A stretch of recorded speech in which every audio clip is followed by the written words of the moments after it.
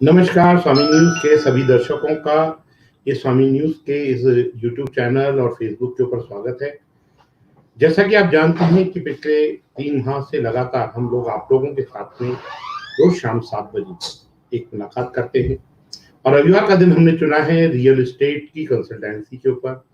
आज हमारे साथ में हमारे इस स्टूडियो के अंदर मेहमान हैं हमारे अनिल आसनानी जी, जो अजमेर property.com के मालिक हैं, डायरेक्टर हैं और अजमेर के अंदर जो भी इस समय कोरोना की महामारी के बाद में प्रॉपर्टी के अंदर जिस तरीके से लोगों की डिमांड्स बढ़ी हैं, लोगों ने आगे बढ़ने का प्रयास किया है, उन सब चीज़ों के ऊपर अलग-अलग विषयों के ऊपर आज बातचीत करेंगे।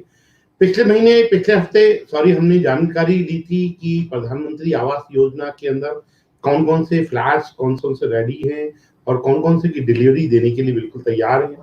और स्टूडियो ऑफिस के बारे में भी हमने जाना था कि स्टूडियो ऑफिसेस क्या होते हैं और स्टूडियो ऑफिसेस को किस तरीके से प्राप्त किया जा सकता है और आज के दौर के अंदर इस ऑफिस स्टूडियो की क्या रिक्वायरमेंट्स हैं।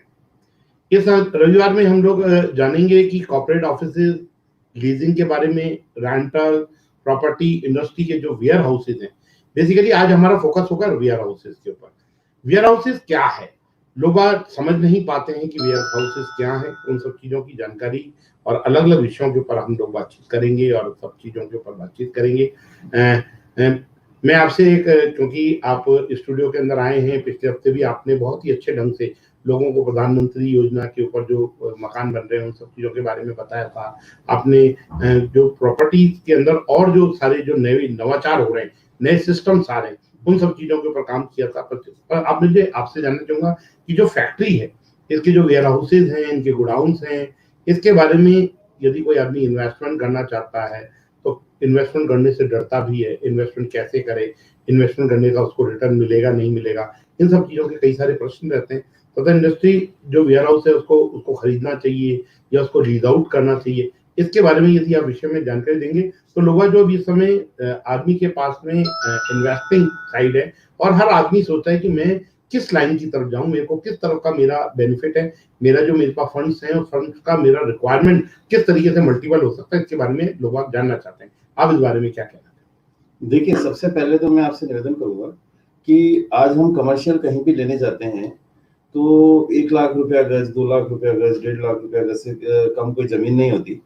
इंडस्ट्री एक ऐसी चीज है, वेयर हाउस एक ऐसी चीज है जहां आपको 4,000 रुपया मीटर, 5,000 रुपया मीटर, 10,000 रुपया मीटर में जमीन इजीली अवेलेबल हो जाती है। रिको से इंडस्ट्रियल कन्वर्ट होती है। सबसे बड़ी बात है 100 फुट मुख्य सड़क पर होती है और इसके अलावा काफी सारी उसके अलग फायदे हैं। 50 पैसा 60 पैसा तक रिटर्न आपको आज इंडस्ट्रियल और वेयर हाउसिंग, लीजिंग, गोदाम और इन सब चीजों में मिल जाता है। मैं आपको एक छोटा सा एक बार वीडियो आपको दिखाते हैं। ये वीडियो देखने के बाद हम लोग इसके बाद एक एक चीज के ऊपर एक अलग-अलग विषय के ऊपर बात करेंगे। सबसे पहले हम लोग वीडियो देखते हैं। वीडियो देखने से हमको बहुत सारी चीजें क्लियर होंगी। Mr. Sharma was looking out to rent his vacant premises. He tried various methods to reach out to potential tenants but failed to find any. Then one of his friends suggested him to register and call on ajmerproperty.com. And within 2 weeks, Mr. Sharma got the type of tenants he was looking for. The prospective tenant was also ready to pay the rent he demanded. Mr. Sharma is one amongst thousands of our satisfied customers. If you are a property owner, builder, investor, NRI, seller, industry godown or a warehouse owner from Ajmer or Jaipur, then you need look no further. Check out our website, call us and reach out to thousands of buyers from across the globe. From domestic properties like flats, apartments, bungalows and villas to commercial properties like factory, farmlands and office spaces, warehouses, commercial retail spaces, etc. You will find all on www.ajmerproperty.com. Professional realtors with local expertise, global presence. List your properties with us for free by calling us on 9462-101010 and 9462-181818. Yes, you heard that right. You can post unlimited property with us at lowest brokerage slab on matured deal. So, what are you waiting for? Register today by calling us and let your business soar.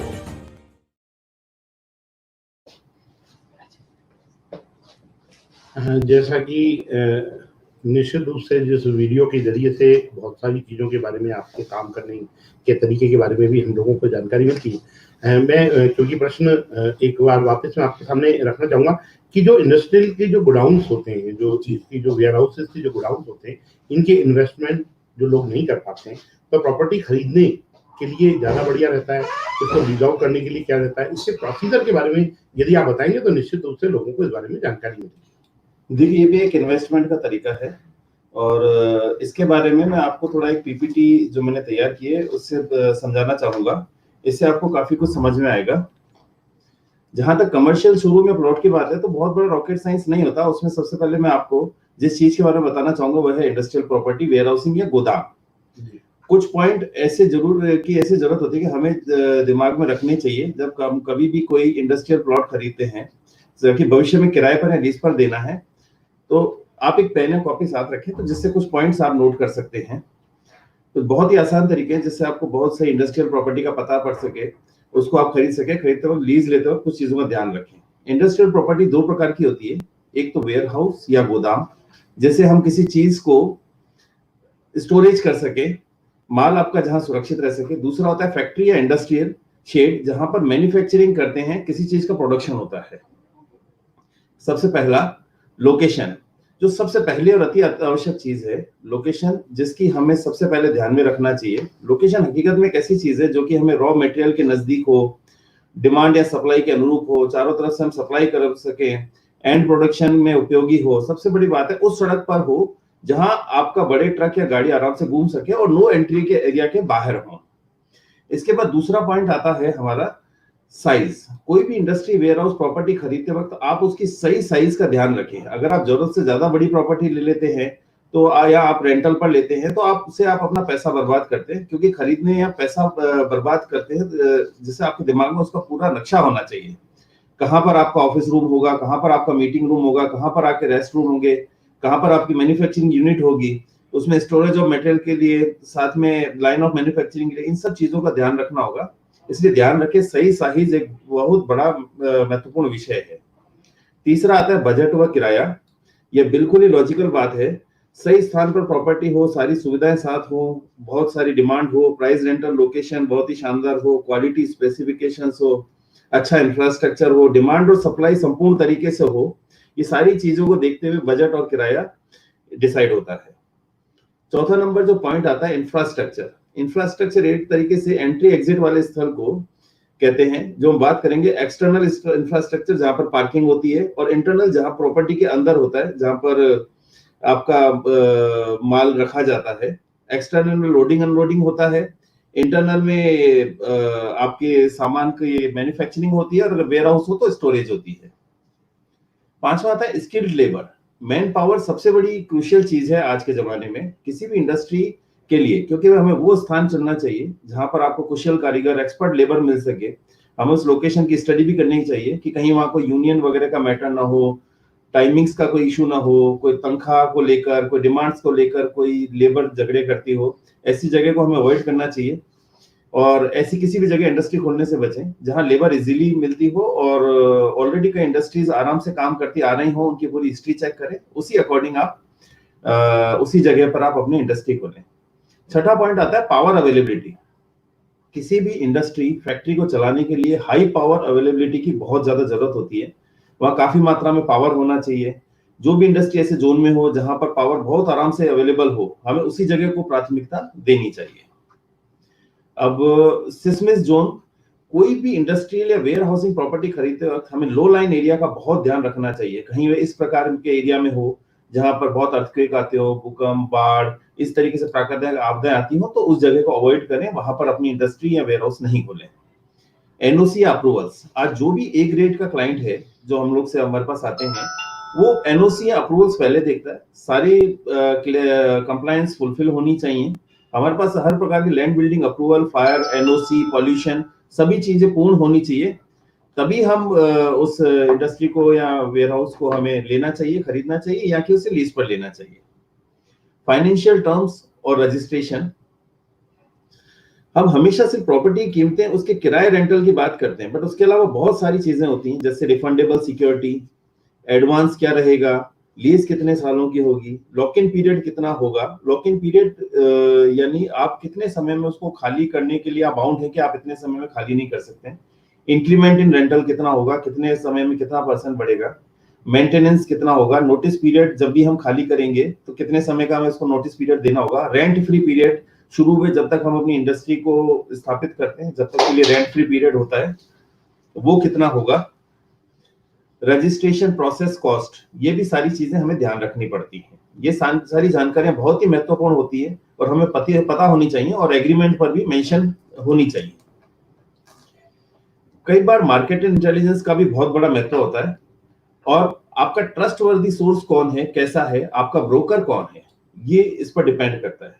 बात जब विश्वास की है तो हमारे लिए वह agent होना चाहिए जो सब इन चीजों को समझता हो, उसे पूरी समझदारी होनी चाहिए, पूरे लोकल मार्केट की जानकारी होनी चाहिए, और सालों साल का एक्सपीरियंस होना चाहिए। स्पेसिफिकेशंस, इन सब चीजों के अलावा कुछ स्पेसिफिकेशंस होते हैं जो इंटरनल स्पेसिफिकेशंस होते हैं, एक्सटर्नल स्पेसिफिकेशंस के रूप में, जिन्हें हम लेते हैं।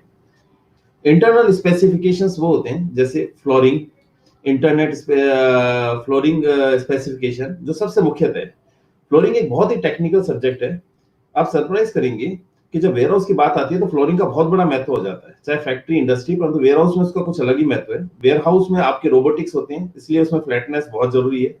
आपका फर्श या फ्लोरिंग फैक्ट्री में हो तो उसमें इतनी कैपेसिटी होनी चाहिए कि वो वाइब्रेशन को एक्सेप्ट कर सके, उसको झेल सके। हमें ये भी देखना होता है कि उसमें मटेरियल हैंडलिंग कैपेसिटी है कि नहीं, वो उसका लोड उठा सकता है कि नहीं। फिर दूसरा पॉइंट आता है बिल्डिंग टाइप एंड रूफिंग। आज बिल्डिंग का जो मुख्य पार्ट होता है वो रूफिंग होता है, क्योंकि हमारी बिल्डिंग आरसीसी स्ट्रक्चर की बिल्डिंग होती है, तो उसमें रेनफोर्स कंक्रीट स्ट्रक्चर्स होते हैं।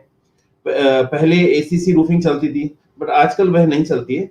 आजकल एफिशिएंसी बढ़ाने के लिए कम से कम पहले शीट मेटल रूफ वाली बिल्डिंग बनाई जाती है, जिसमें शीट मेटल रूफ की छत लगती है, रूफिंग लगती है। तीसरा पॉइंट आता है जो बहुत मुख्य होता है, वह होता है वेंटिलेटर। ये दो तरह के वेंटिलेटर होते हैं, एक एक्सटर्नल और एक इंटरनल। हीट एक्सचेंज को रोकने के लिए, गर्म हवा को अंदर आने से रोकने के लिए, अंदर से बाहर जाने के लिए, टेम्परेचर का, शेड का टेम्परेचर मेंटेन करने के लिए वेंटिलेटर्स बहुत ही आवश्यक चीज है। इंसुलेशंस भी बहुत जरूरी है, जो चौथा पॉइंट है हमारा। एनर्जी को बचाना, कंफर्टेबल वर्किंग एनवायरनमेंट बनाने के लिए इंसुलेशन का बहुत बड़ा योगदान है। हिंदुस्तान में अधिकतर इंडस्ट्रीज में fire proof fibre glass insulation का प्रयोग किया जाता है, जिससे बिल्डिंग ठंडी रहती है और एनर्जी की भी सेविंग होती है। पांचवा पॉइंट जो सबसे बड़ा मुख्य पॉइंट है, fire safety sprinklers, hydrants and extinguishers. किसी भी इंडस्ट्री में आग लगने की संभावना कभी भी हो सकती है, क्योंकि वहां पर कई प्रकार के रसायन मौजूद रहते हैं। इसके लिए 3 प्रकार के फायर एक्सटिंग्विशर्स हैं, और आप इनमें देख सकते हैं जो रेड ट्यूब्स दिख रही है, आप सामने पीपीटी में देखेंगे रेड ट्यूब दिख रही हैं, ये फायर इमरजेंसी में प्रयोग में आती हैं। फिर छठा पॉइंट, सीलिंग हाइट। हमें सीलिंग हाइट का बहुत ध्यान रखना चाहिए। सीलिंग हाइट को आज की तारीख में काफी ऊंचा रखते हैं हम लोग, या हम भी सजेस्ट करते हैं कि काफी ऊंचा रखना चाहिए। एक तो इससे टेम्परेचर मेंटेन होता है, दूसरा आजकल ईओटी क्रेन के हिसाब से भी बहुत आसानी रहती है। जो बड़े बड़े हैवी इक्विपमेंट होते हैं उन्हें आसानी से उधर शिफ्ट किया जा सकता है। माल और आपका मटेरियल है उसको ईओटी क्रेन की मदद से इधर से उधर किया जाता है, वो सीलिंग में लगता है, और इसलिए सीलिंग हाइट बहुत अच्छी होनी चाहिए।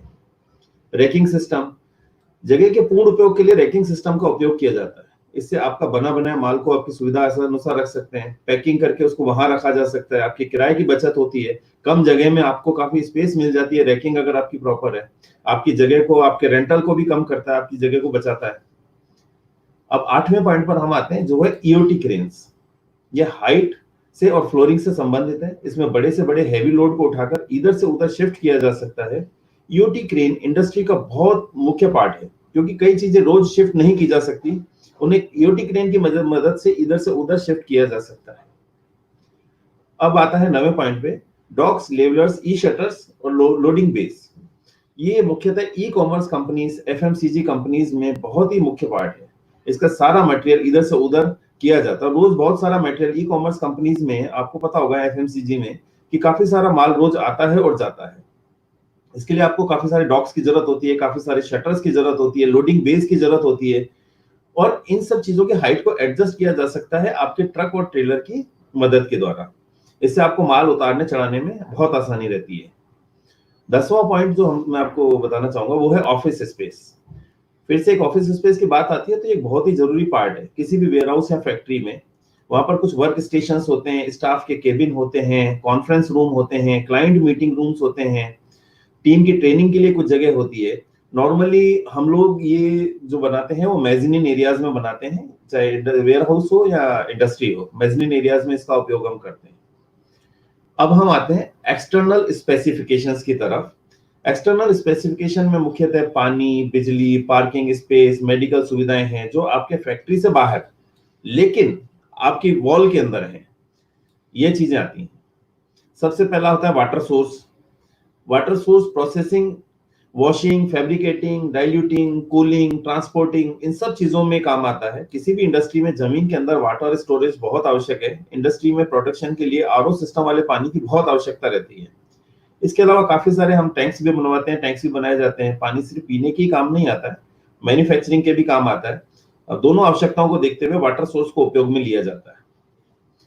एक दूसरा मुख्य part septic tank, sewage treatment plant जिसको हम एसटीपी बोलते हैं, और एफिशिएंट ट्रीटमेंट प्लांट जिसको ईटीपी बोलते हैं। किसी भी इंडस्ट्री फैक्ट्री में गंदे पानी के डिस्पोजेबल के लिए सेप्टिक टैंक का होना बहुत आवश्यक है। यह जो आपका पानी स्टोरेज का ट्रीटमेंट का प्लांट बहुत ही आवश्यक है। उसमें इतना काम नहीं आता है बट जितना की जरूरत फैक्ट्री इंडस्ट्री में पड़ती है। पीने के पानी में भी इसका इस्तेमाल किया जाता है आरओ वाटर का, सो वो सारा पानी की बचत भी होती है। तो उससे सीवेज ट्रीटमेंट प्लांट से बहुत ही साफ पानी बन जाता है। जो गंदा वेस्ट वाटर होता है उसको वापस ट्रीट करके साफ किया जाता है। तीसरा आता है रेन वाटर मैनेजमेंट।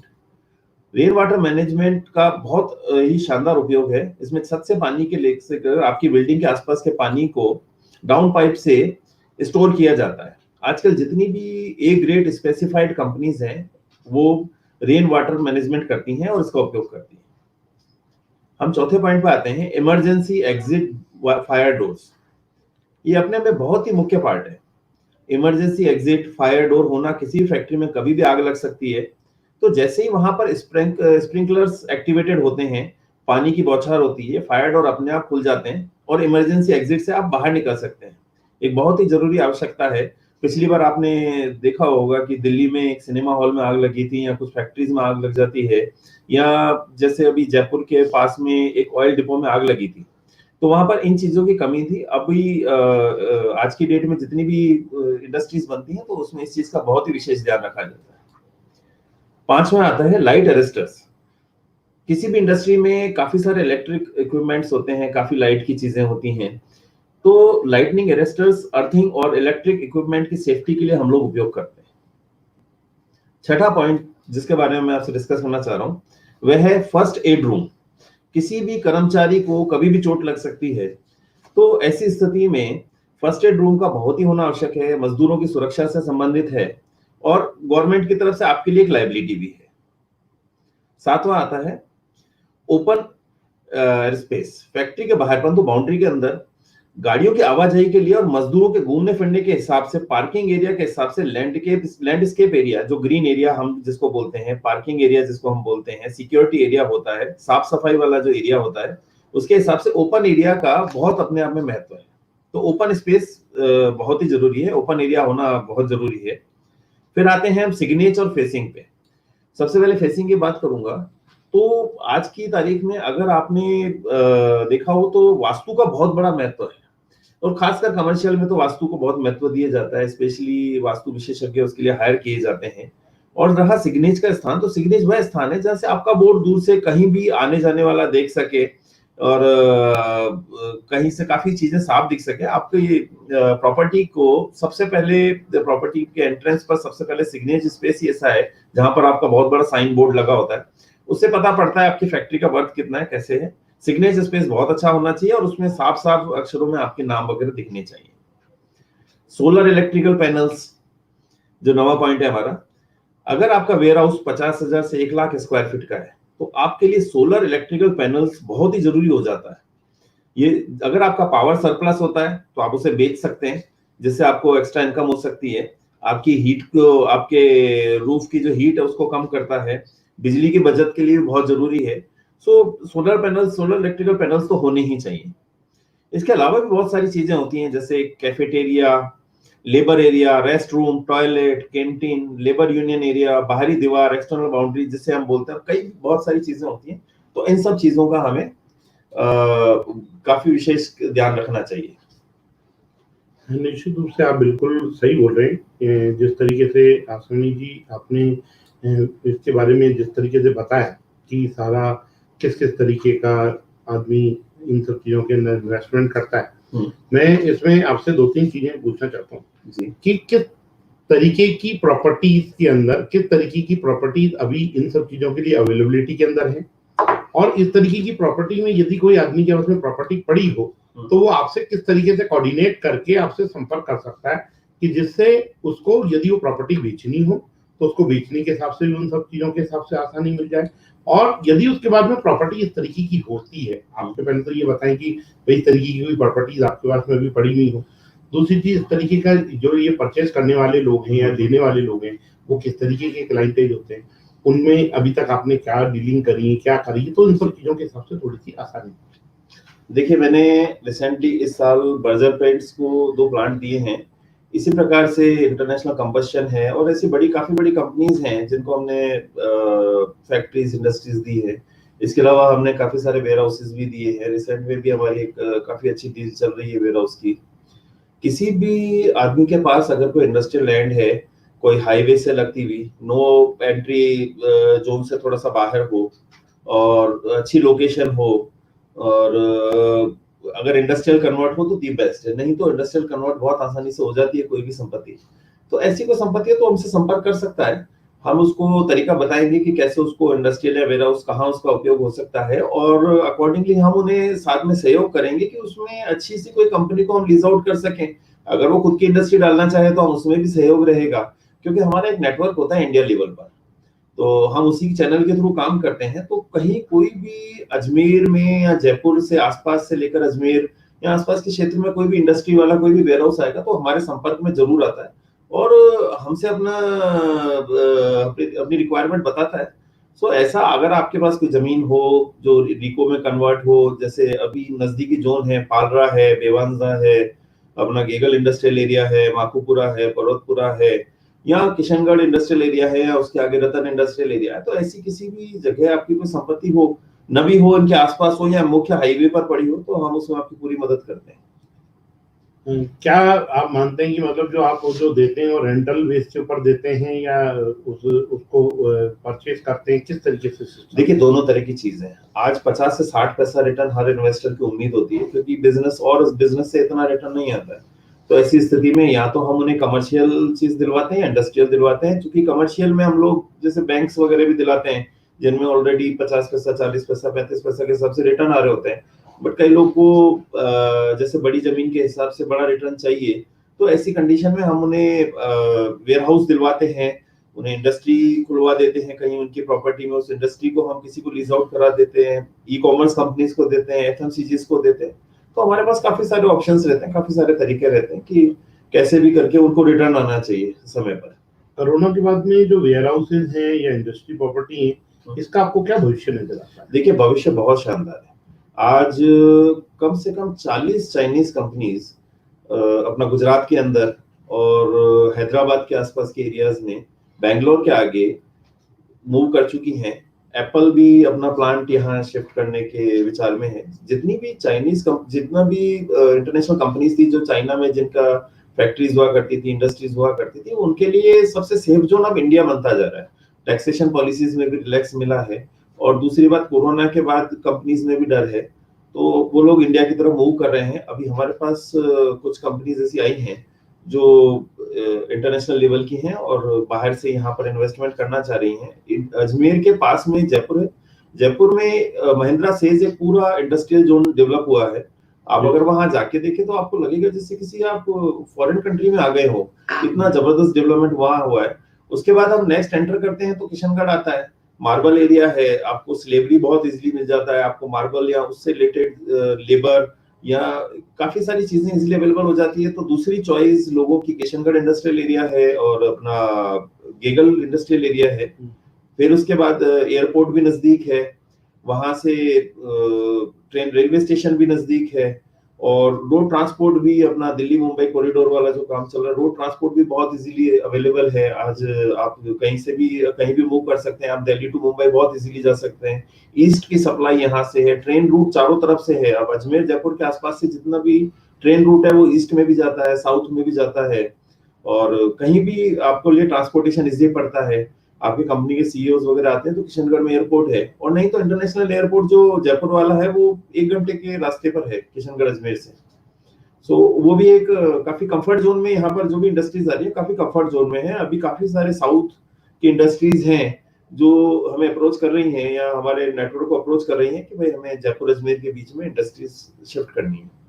निश्चित रूप से यदि आपके पास में कोई ऐसी प्रॉपर्टी हो जो अजमेर से जयपुर के बीच के अंदर वो आती हो, या अजमेर के आसपास के क्षेत्र के अंदर, यदि वो डिको के एरिया में होती है या इंडस्ट्रियल एरिया में, तो भी उन सब चीज़ों के ऊपर आपके साथ में डीलिंग की जा सकती है।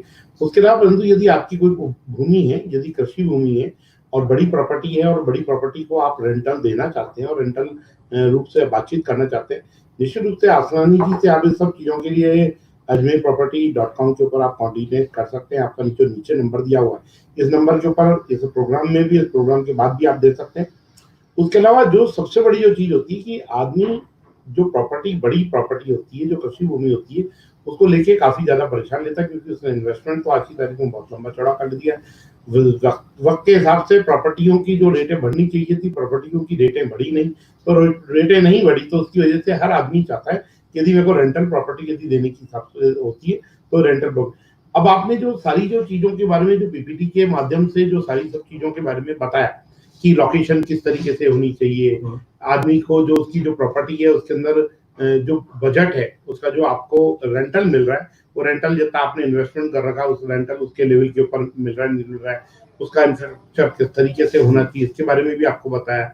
आपको बहुत सारी जो उनमें क्या क्या सुविधाएं जैसे देने की बात हुई, कह सारी एनओसी की बात करी, एनओसी के लिए भी जो आपको एनओसी जो चाहिए होती है, सारी एनओसी कंप्लीट कराने के अंदर भी आपको मदद करते हैं। जो पूरा हम लोग जो इनका आपका जो मदद होती है, जो यदि कोई एनओसी अगर में लेने में आपको प्रॉब्लम हो रही है, तो ये आपको पूरी सब चीजों के लिए करते हैं, चाहे रजिस्ट्रेशन हो, उन रजिस्ट्रेशन को लेके हो, चाहे उनके इंटरनल पार्ट को लेके हो। जैसे कोई बना रहे हैं, बनाने के अंदर आपको प्रॉब्लम आती है, मेरे को शेड बनाने, मेरे पास प्रॉपर्टी तो है परंतु मेरे को शेड बनाने वाला कौन व्यक्ति है, मेरे पास में फ्लोरिंग लगाने वाला व्यक्ति कौन है, मेरे पास में उसकी फायर सेफ्टी लगाने वाला व्यक्ति का, तो मेरे हिसाब से सभी चीजों के अंदर एक चेकलिस्ट होती है और हमारे पास पूरे सोर्स होते हैं, वो आपके पास सोर्स होते हैं। उन सब चीजों को आप लोग रेडी करा के उसको रेडी तरीके का रख देते हैं, जिससे सामने वाली व्यक्ति को जो चीज चाहिए वो चीज आप उसके हिसाब से करके देते हैं। और ये कई सारी तरीके के, कितने साल के लिए ये एग्रीमेंट्स और इस तरीके की प्रॉपर्टी की डीलिंग? देखिए नॉर्मली इंडस्ट्रीज 15 साल, 19 साल, 21 साल इस तरीके से रहता है, क्योंकि 2 साल 3 साल तो उनको उनकी लागत निकालने में लग जाता है। आज एक यूनिट लगती है तो 1-2 करोड़ रुपए का इन्वेस्टमेंट सामने कंपनी भी करती है कम से कम, तो और सब सारी चीजें सोचकर ही एक बार ही शिफ्ट किया जाता है, इसको बार बार मूव नहीं किया जा सकता, इसलिए वो लॉन्ग टर्म के एग्रीमेंट होते हैं, 15 साल, 19 साल, 21 साल। लेकिन आप अगर दूसरे तरीके से देखें तो आज आपको 4000 मीटर का एक जो प्लॉट होता है इंडस्ट्रियल, वो आराम से 80 लाख, 1 करोड़ के आसपास, 1.25 करोड़ के आसपास में मिल जाता है, और 80 लाख में मिल जाता है अगर आप 2000 मीटर वाला लेते हैं तो। अगर आप 800 मीटर वाला लेते हैं तो और सस्ता पड़ जाता है, 40 लाख रुपए में मिल जाता है रिको से।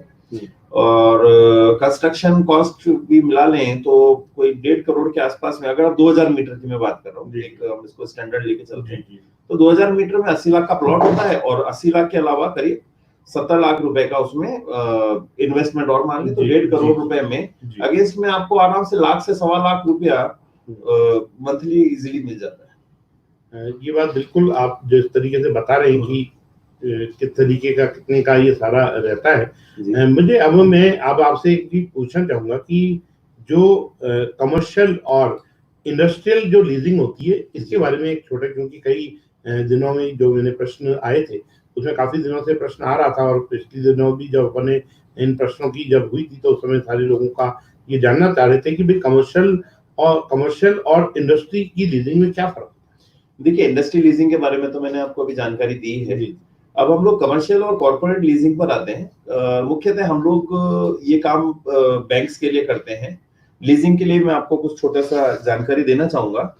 जो लीजिंग है एक प्रकार का एग्रीमेंट है जिसमें लेजर यानी उपयोगकर्ता अपने लेजर यानी मकान मालिक या जो शोरूम मालिक है, जो प्रॉपर्टी संपत्ति का जो मालिक है, उसको इस्तेमाल करने के एवज में कुछ रकम देता है।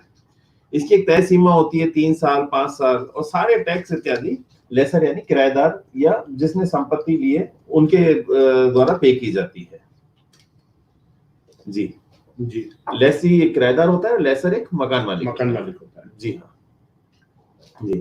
इसके अलावा संपत्ति का जो मालिक होता है वो टेंडेंसी की आपस में उनकी विचार मिलते हैं, और एक समय अवधि होती है जिसमें मकान मालिक किराएदार से जुड़ा रहता है। इसमें एक टर्म डिसाइड होती है कि भाई इतने समय तक आपका ये किराया चलेगा, और रेंट उपयोग के बदले दिए जाने वाली रकम होती है, और उसका एक फिक्स टेन्योर होता है। उसमें कुछ होती है फ्री लुकआउट पीरियड होता है कि भाई 3 महीने 2 महीने हम लोग अपना कंस्ट्रक्शन करेंगे उसके ऊपर, या कुछ अंदर की चीजें बनाएंगे, और इस तरीके से। जी, ये टाइप ऑफ लीज।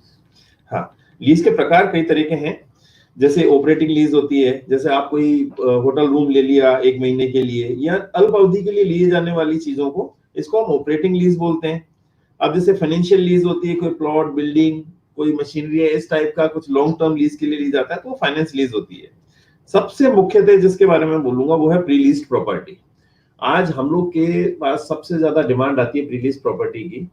जैसे बैंक्स हैं, हम लोगों ने किसी संपत्ति को किराए पर दिया, बैंक को दिया, बैंक ने उसमें अपना ब्रांच खोला, और फिर मालिक चाहता है कि भाई मैं इस संपत्ति को बेच दूं और मुझे इसके पीछे अच्छा रिटर्न चाहिए। तो ऐसी स्थिति में हम वो संपत्तियां बेचते हैं, और उसमें 30 या 35 पैसा 40 पैसा के हिसाब से रिटर्न 15 साल 9 साल के लिए खरीदने वाले को आराम से मिलता रहता है। सपोज उसके पास 2 करोड़ एनआरआई है, 2 करोड़ उसने इन्वेस्टमेंट किया, तो उसको प्रति माह अगर 80,000 90,000 1 लाख रुपए मिलता रहे तो उसके लिए एक इन्वेस्टमेंट होता है। प्रॉपर्टी एसेट की वैल्यू अपनी जगह बढ़ती रहती है, और मकान मालिक को अपना उसका अच्छा रिटर्न मिल जाता है, और खरीदने वाले को हर मंथ अपना लीज फिक्स मिल जाती है। हमारे पास सबसे ज्यादा डिमांड बैंक्स की आती है। इसमें एडवांटेज क्या रहते हैं? जी, एडवांटेज कई तरह के एडवांटेजेस हैं। जैसे लीजिंग एक सस्ता सौदा होता है, आप कोई जगह खरीदने हेतु पैसा नहीं लगाना पड़ता है, आपको कैपिटल की बचत होती है, आपको काफी सारा कैपिटल नहीं लगाना होता है, और रिस्क कम होती है। आपका इंडस्ट्री आपका बिजनेस नहीं चला, आपने खाली कर दिया, आपका कैपिटल का सेविंग हो गया, आपका सिर्फ जो रिकरिंग कैपिटल है वो लगा। जी, और इसके कुछ डिसएडवांटेजेस भी हैं।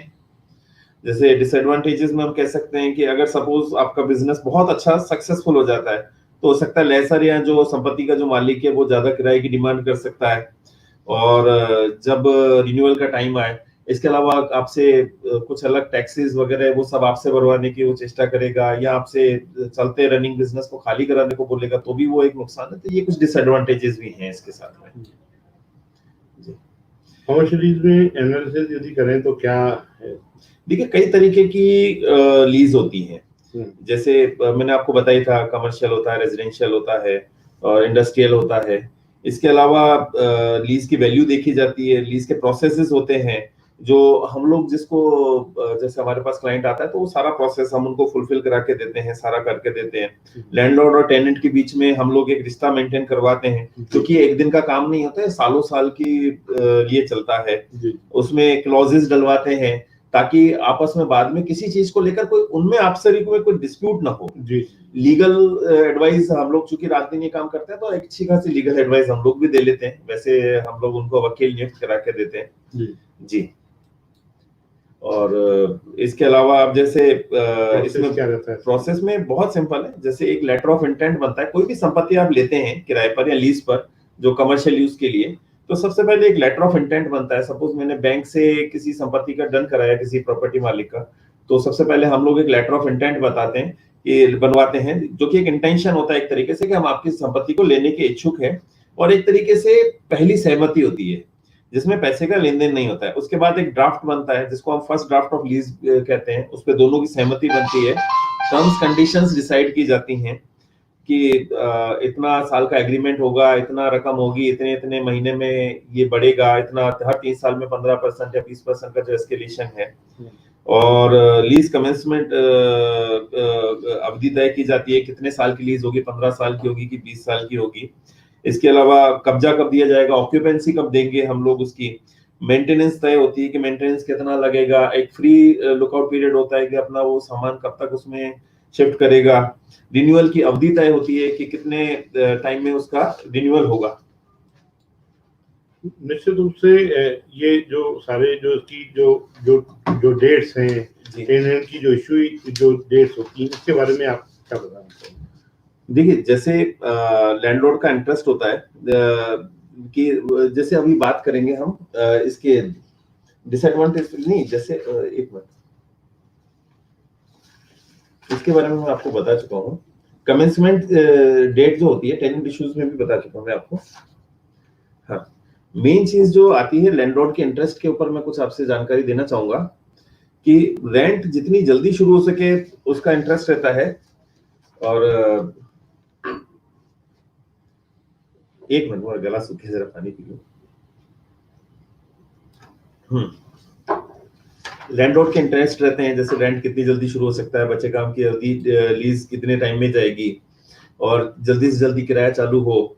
तो ये लैंडलॉर्ड के कुछ इंटरेस्ट रहते हैं। किराएदार के इंटरेस्ट रहते हैं, जैसे लॉकआउट पीरियड मिले, कितने देर से आराम से काम शुरू हो सकता है, जितनी देर से शुरू होगा उसका उतना ही समय का किराया बचेगा। जी, ये अजमेर में जो कमर्शियल की जो लीजिंग है जी, ये इसका भविष्य आप क्या मानते हैं? देखिए, बहुत इसमें शानदार। क्या मतलब आप ऑफिस में कब से काम कर रहे हैं? हम लोग को ये लीज का काम करते हुए, लीजिंग का काम करते हुए आज 12 साल हो गए, और बहुत कम लोग अजमेर में ये कॉर्पोरेट लीजिंग का काम करते हैं। हम लोगों ने इस दरमियान काफी अच्छा कार्य किया है, और अजमेर के काफी अच्छी कंपनीज को भी हमने लीज आउट किया है और अजमेर में लेके आए हैं, कुछ बैंक्स भी लेके आए हैं। और लीजिंग का भविष्य अजमेर में बहुत अच्छा है, क्योंकि अजमेर चारों ओर से जयपुर से जुड़ा हुआ है, कनेक्टिविटी अच्छी है, रेल बस यात्रा, हवाई जहाज से कनेक्टिविटी, ये सारी चीजों से अच्छी कनेक्टिविटी होने से सबसे ज्यादा डिमांडिंग है आज की तारीख में। एजुकेशन अजमेर की बहुत शानदार है, टूरिज्म सेक्टर है, आसपास के घने क्षेत्र हैं, जैसे जो कि काफी अच्छा वहां पर बिजनेस है, जैसे ब्यावर हो गया, किशनगढ़ हो गया। मार्बल की वजह से किशनगढ़ तो इंटरनेशनली फेमस है ही। तो नई प्रॉपर्टी की डिमांड भी है, नए स्टार्टअप्स भी यहाँ आ रहे हैं, नए रिटेल ब्रांड्स भी आ रहे हैं, बड़े शोरूम हैं, मॉल, मल्टीप्लेक्स सभी आ रहे हैं। तीसरा, जैसा अभी रियल एस्टेट की ग्रोथ बहुत अच्छी है। आज हमारे यहाँ पर वैशाली सबसे ज्यादा बूम पर है, और जैसे हम लोगों ने काफी अभी कंपनीज को दिया है, और सबसे ज्यादा ऑप्शंस हमारे पास आज की तारीख में अवेलेबल हैं, और हम लोग वन रूफ सॉल्यूशंस देने की हमारी कोशिश रहती है जी। और आपके आवश्यकता के लिए हम लोग रिसर्च द्वारा आपको बेस्ट ऑप्शंस हम देते ही हैं, और एक ट्रस्टेड ब्रांड है हम लोग, जैसे आपकी जरूरतों को समझते हैं, आपके बिजनेस को नई दिशा देते हैं। नई दिशा देने में हम लोग का सहयोग पूरा रहता है, हमारे पूरी जानकारी रहती है उस चीज की कि कब कैसे कहाँ क्या होने वाला है। तो हम लोग उससे बड़ा एक्सपर्ट इस मार्केट में, आपको मतलब हम लोग अपने आप में एक्सपर्ट है, ऐसे काफी लोग इस फील्ड में काम कर रहे हैं, बट चूंकि लीजिंग में हमारी काफी अच्छी एक्सपर्टाइज है।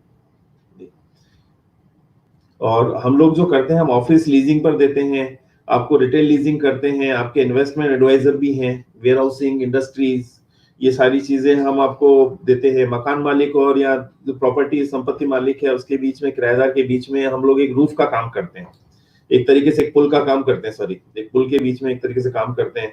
और मकान मालिक है उसको उसके अकॉर्डिंग किराएदार भी दिलवाते हैं।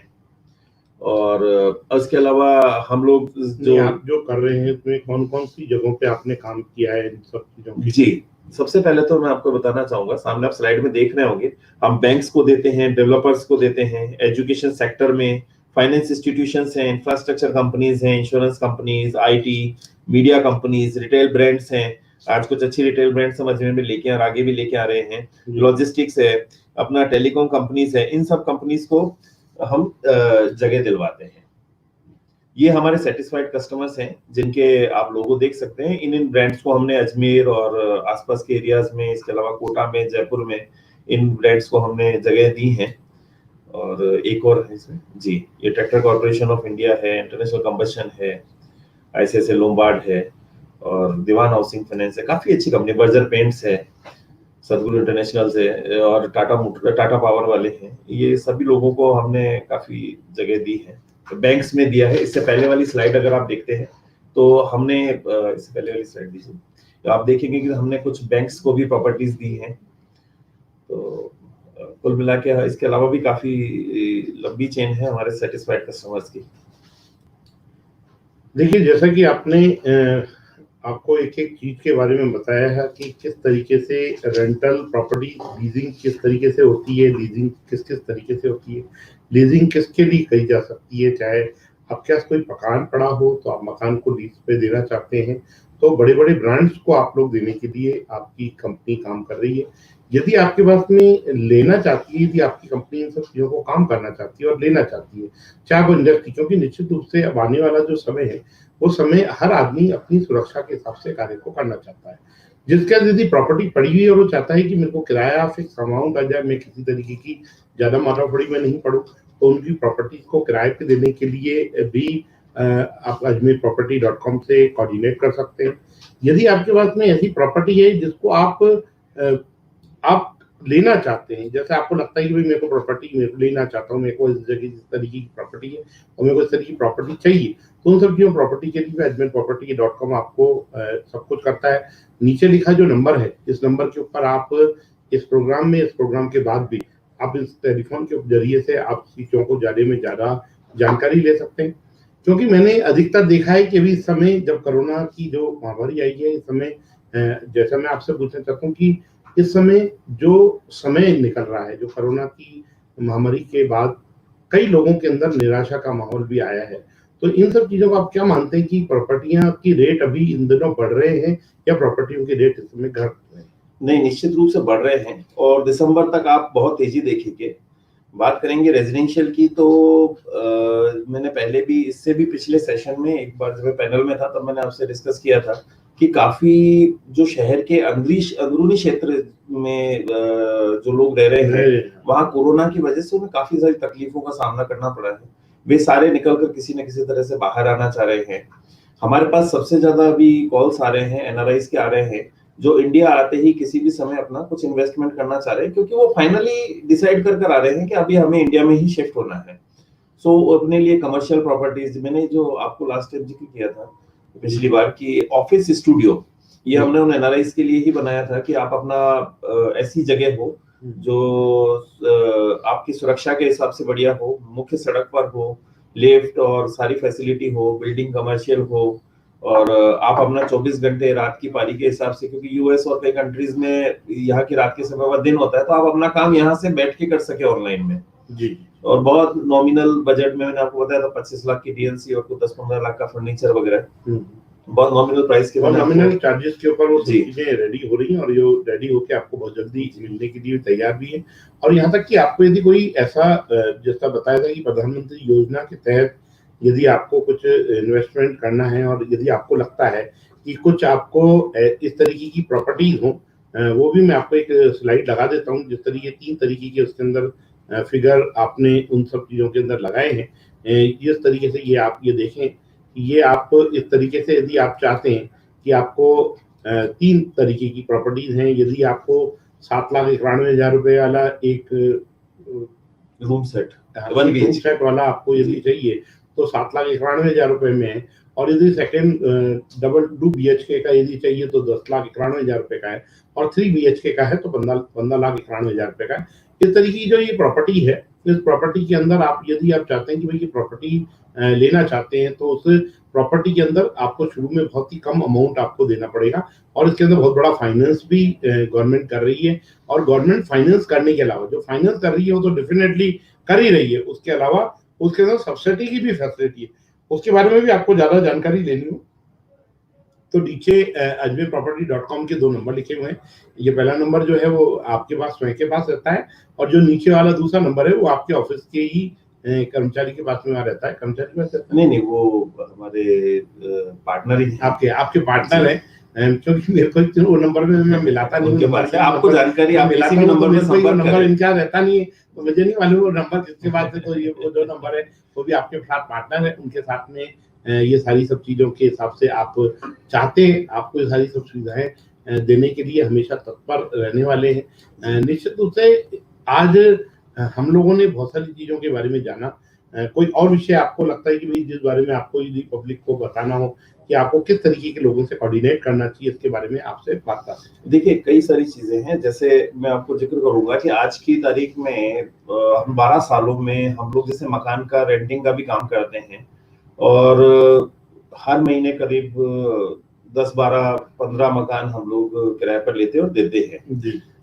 उसमें हमारे अधिकतर जो बाहर से स्टूडेंट्स आते हैं या डॉक्टर्स आते हैं बाहर से, या एजुकेशन लेने के हिसाब से स्टूडेंट्स आते हैं, या इस टाइप के जो लोग आते हैं जो कुछ साल, 2 साल, 3 साल के लिए, उनका लॉन्ग स्टे नहीं होता, शॉर्ट स्टे होता है, तो वो अपना किराए का मकान लेने के हिसाब से आते हैं। उन लोग को भी हम लोग ये सर्विसेज प्रोवाइड कराते हैं।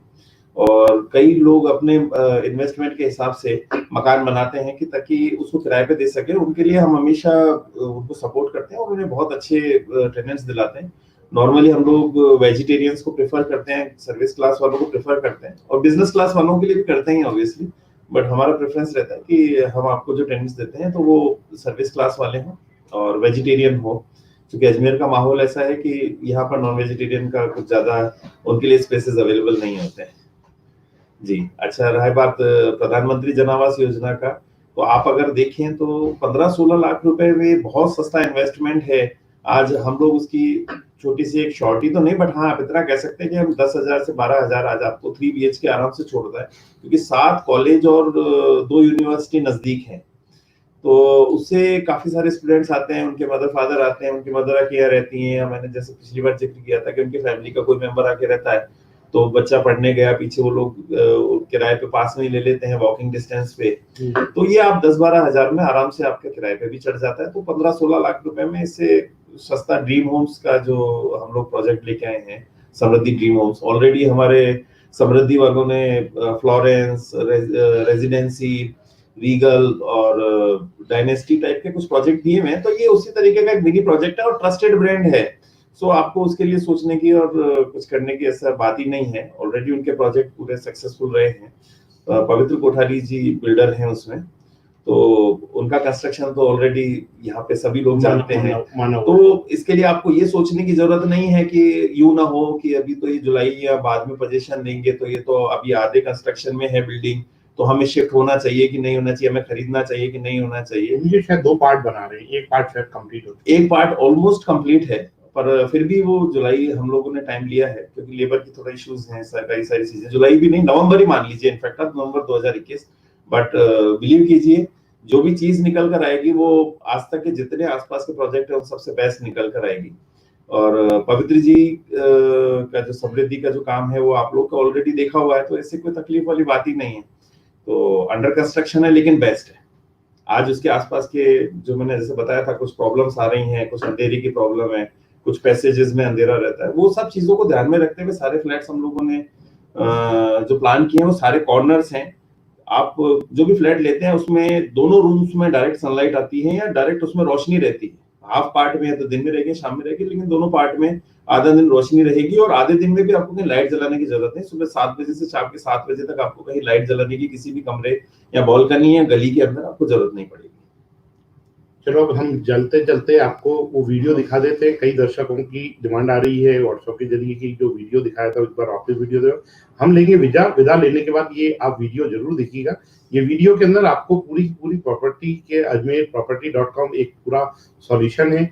आपको किसी भी तरीके की प्रॉपर्टी खरीदनी है, आपको किसी भी तरीके की प्रॉपर्टी बेचनी है, आपको किसी भी तरीके की रेंटल प्रॉपर्टी चाहिए, आपको कोई इंडस्ट्री लगानी हो, आपको इंडस्ट्री के संदर्भ में कोई प्रॉपर्टी अपनी रेंटल देनी हो, चाहे आपके पास कृषि भूमि है, चाहे आपके पास किसी भी तरीके का, यदि आपको प्रॉपर्टी के संदर्भ में कुछ भी सोचना हो, कंसल्टेंसी देने के लिए हमेशा अनिल आसरानी जी आपके साथ में तैयार रहते हैं। आपके पास में आपका जो नंबर है, इस नंबर पे आप संपर्क करें। निश्चित रूप से आपको ये सारी सुविधाएं देंगे।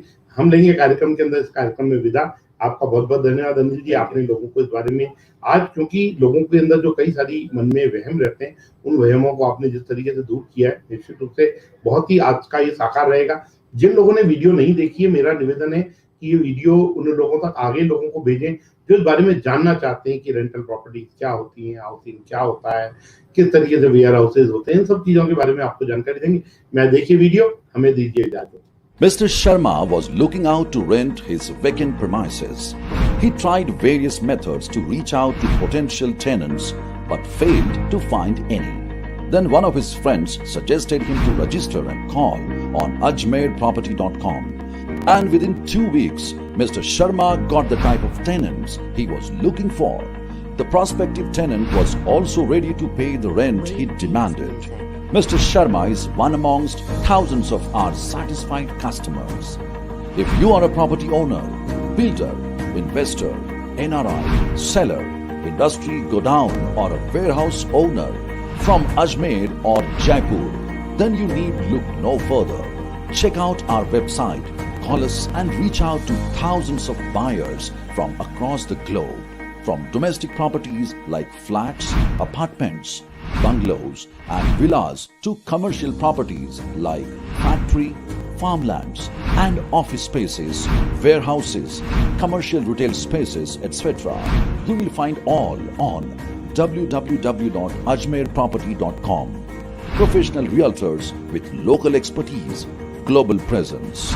List your properties with us for free by calling us on 9462 101010 and 9462-181818. Yes, you heard that right.